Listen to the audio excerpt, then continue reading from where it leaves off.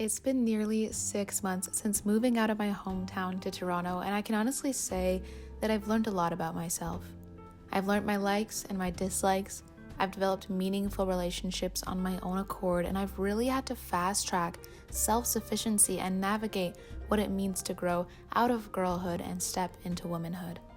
It hasn't been easy, nor has it been a linear journey, but I have learned a lot along the way.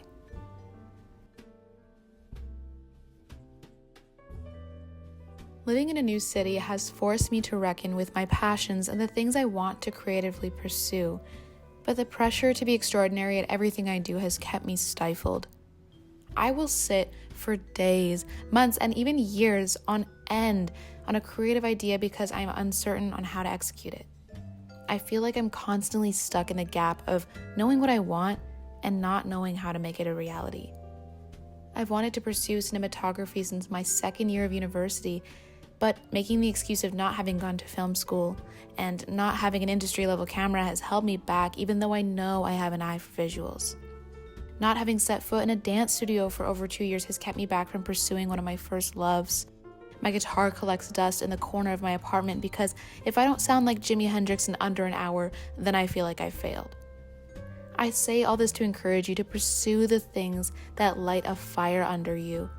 And if you're scared to do it, that's all the more reason to pursue it at full force. Your perfectionism will rob you of the plan God has for you. And I hate to be the bearer of bad news, but if you don't carry out the purpose He has for you, He's gonna pick somebody else, and you may never realize your life to its fullest potential.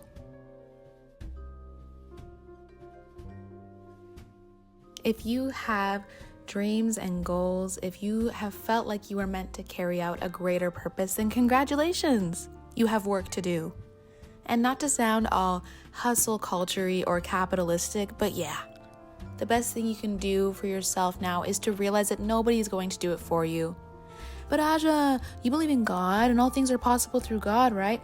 Yes, but in the book of James, it says faith without works is dead.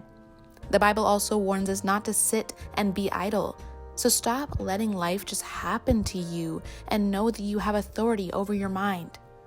And at the end of the day, and this rings true, especially if you live alone and far from your support system, you are going to have to learn to self-soothe, whatever that looks like for you.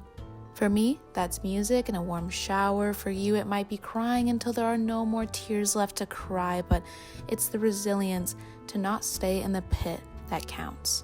And if you have big dreams, then you're also going to find that you encounter big obstacles along the way, and self-soothing and shaking the dust off is a skill you're going to have to practice daily if you're striving for greatness.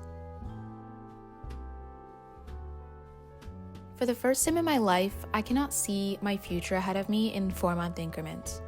From kindergarten to the last day of uni, I've never not known what was coming next. And now I have no idea what direction my life is headed in, and it feels so weird. I'm a planner, and I've always been a planner. So this whole, you're supposed to feel lost in your 20s business is not for me at all. This lack of stability has had me yearning for security ever since landing in Toronto, and my saving grace has been developing routines. They're like little guardrails to keep me from going absolutely insane. Cooking, cleaning, working out, whatever it is, it helps me to feel some sense of control in this world.